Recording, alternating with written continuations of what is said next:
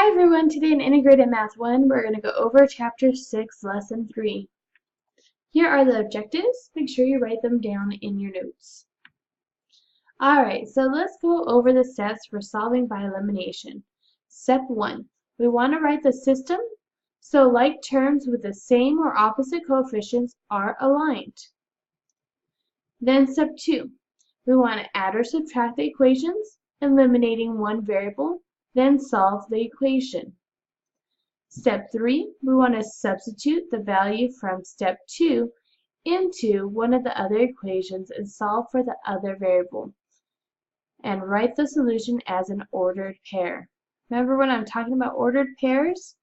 I'm talking about an x-coordinate and a y-coordinate. So let's go over example 3. We want to use elimination to solve the system of equations. So we have 3x minus 5y is equal to 11, and then we have x plus 5y is equal to negative 3. So first thing we want to see here, first thing we want to do is we want to rewrite what we have.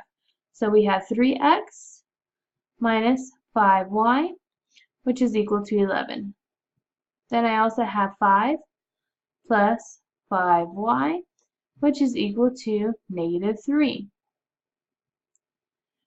So if I'm looking here, and I'm just simply adding these together, you will notice that something goes away. So these are actually going to cancel and become 0, which is why it's called the elimination, because we are eliminating it, which means we are getting rid of it.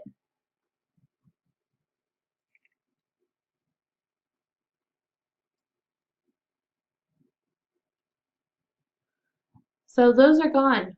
Our y's are gone now. Remember, you have an imaginary 1 if you don't have a number in front of your variable. So we have 3x plus 1x, which is 4x. You don't have to say plus 0. If you need to, you can. Which is equal to 11 minus 3, which is 8. Then we're going to make our box around our variable. And that's just so we can see it. Then I can see, because of the box, I need to move the 4. Well, it's being multiplied, so I need to divide both sides by 4. Then I will get x is equal to 2. But once again, I need to have an ordered pair. This alone is not an ordered pair. So what I need to do now is to substitute it back into one of these equations above. It doesn't matter which one. Let's choose the first one. 3x minus 5y is equal to 11. Every single time you see an x, it is now 2.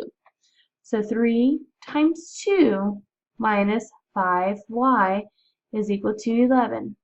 3 times 2 is just 6 minus 5y, which is equal to 11.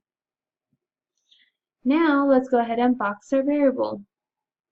So in this case, I'm going to box it with the negative 5y because there's something else here.